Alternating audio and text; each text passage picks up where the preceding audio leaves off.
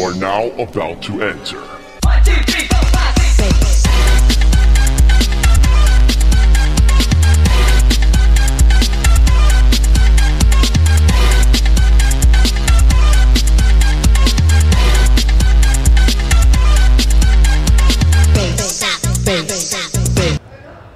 Ik sta hier naast Matt Tiger, game director van Fall of Cybertron, vervolg op War for Cybertron.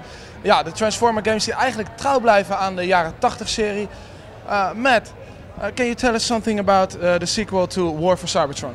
Well, I'm so excited to be talking about Transformers, and this game in particular is just... I think War for Cybertron was a good game. I think this is a great game. What we did is we looked at every piece of it, single player, co-op, multiplayer, and really tried to step up our game and deliver something that is so far superior than what we had before. In the single player, what we did is we really focused everything on the characters and really tried to make every character feel like a really unique, special experience. When you take control of Optimus, you're going to feel like Optimus. When you take the leader of the Autobots. Yeah, I mean, who doesn't want to be that, right? And yeah, when you take control of Grimlock, you feel like Grimlock. Yeah. So that was our kind of direction that we drove towards there, and I think we nailed it. I'm really proud. Well, I played the demo already, the multiplayer demo on Xbox Live, and I think it's great. How did you do? How did you do? Did you do well, or did you get your? I did well. Yeah. Yeah, because everything is really smooth, and you know, it's when you have Starscream, you're like through the corridors and really fast. If you compare it to the first one, War for Cybertron. I think definitely things got smoother. I think, you know, one of the things that we definitely did is we learned a lot about how to make a space for these vehicles, because there's not a lot of other games you can look to for reference, and it's one of the things that makes this game so very special. There's nothing like it. But that also makes it hard to develop for. And I think with this second game, we really have embraced and understand vehicles and how to use them. Yeah, exactly. Well, I'll be honest with you, I'm a big Transformers fan. I know the 80s series and everything. I know that you can get the classic Optimus Prime with the Shockwave and the Megatron weapons. Yes. Will it also be DLC? So we haven't released everything about our DLC, but I can tell you that yes, it's coming. And yes, it's about Dinobots. Wow, that's good news for me. Oh, they're fantastic. You know, we haven't released how that's going to work and timing and all that stuff, but I can guarantee it's coming.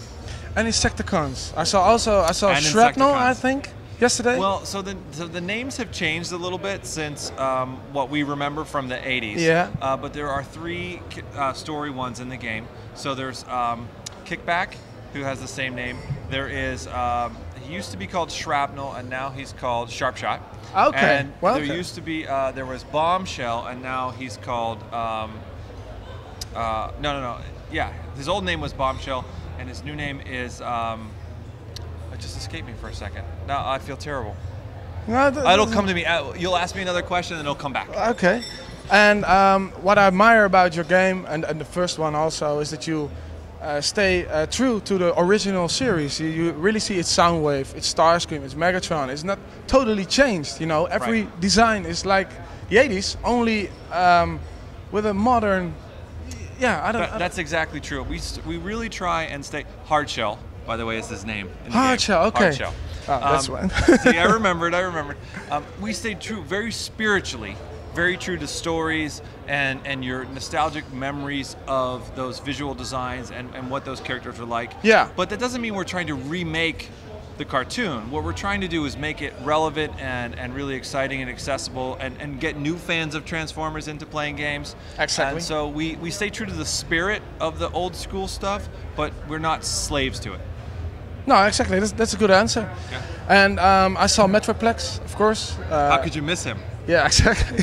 He's huge. I mean, if you played War for Cybertron, Omega Supreme and Trypticon were big.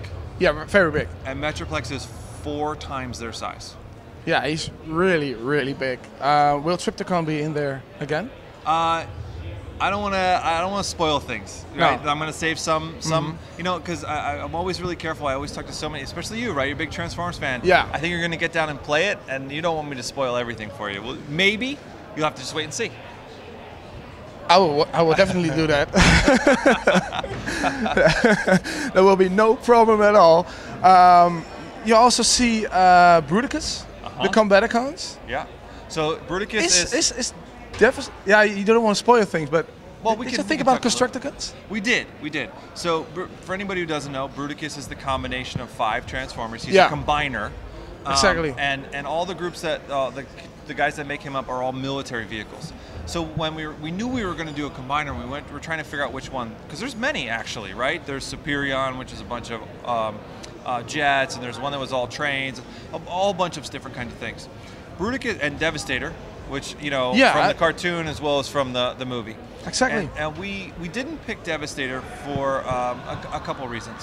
One, we're a third-person shooter, and all the Combaticons that make up Bruticus are all military vehicles. So they all had weapons on them already. They're all, we kind of really, that fit a lot easier into our world and our universe. Yeah. Also, they're all different kinds of vehicles. So there's helicopter and jet and truck and car and tank, which is different than any of the other combiners, where they all tend to be like all planes or all road vehicles. So it gave you. You're talking about the aerial bots, right? Yeah, the aerial bots. Yeah. So it gives you a lot more different types of vehicles to make up Bruticus, which was something we really wanted to do.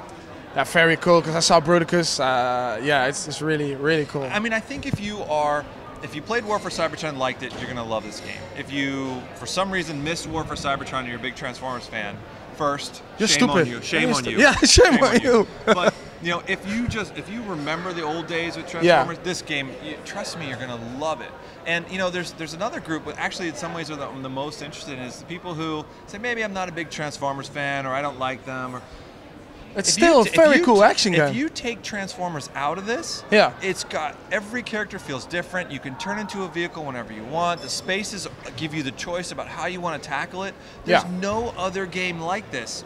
Oh, and it happens to be Transformers. Exactly. Yeah, that's how I feel about it too. It's for everyone. Yeah. When you're a fan, it's special for you. Yeah. But when you like action games, it's perfect. Yeah. And will there be separate campaigns like the first one? Autobot and Decepticon campaign? No, so we have one campaign that's interwoven between the two of them. There's 2 reasons for that. The first reason is actually when we had 2 separate campaigns, what that means from a development point of view is you really had 2 first levels, 2 second levels, 2 third levels. Yeah. So actually the game got a little repetitive after you'd played halfway through. You'd kind of seen most of our tricks. Yeah, By having one single campaign, we can much better pace everything out. The second reason is, the first game was an Autobot story and a Decepticon story. That's not what this is. This is a Cybertron story. The planet's dying. How are they all dealing with it? So you're sometimes playing as Autobots, sometimes as Decepticons, but you're always kind of gaining a real deep understanding about what this race of Transformers, how they're dealing with their planet dying.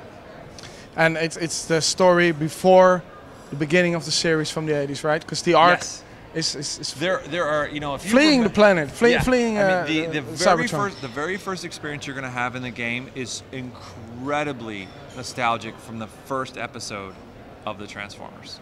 Very cool, Talentron 1 and everything. It's all there, baby. Okay. One last question.